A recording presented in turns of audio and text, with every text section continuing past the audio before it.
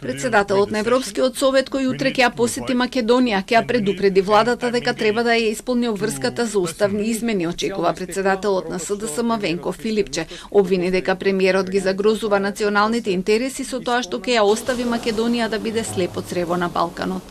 Председателот на Советот Антонио Кошта јасно и недвосмислено ќе каже дека сега е моментот за проширување.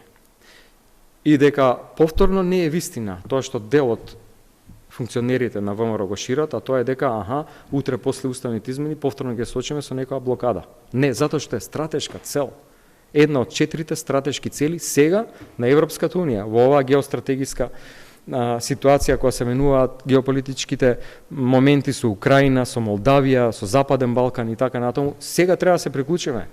Филипче ја искритикува владата и за неисполнетата реформска агенда, обвини дека не работат ништо друго освен што чекаат ново продолжување на роковите, затоа што 10 закони кои требало да се донесат лани до јуни и за кои е продолжен рокот до овој јуни, донесени се само 2.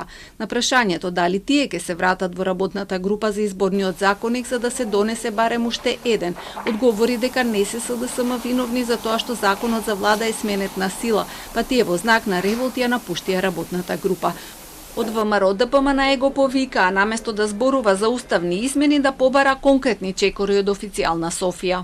Специјалниот бугарски пратеник Венко Филипче, наместо да бара уставни измени, нека му пренесе на својот бугарски председател Румен Радев дека Македонија очекува конкретна испорака од бугарска страна, а таа испорака започнува со почитување и спроведување на пресудите од Страсбург.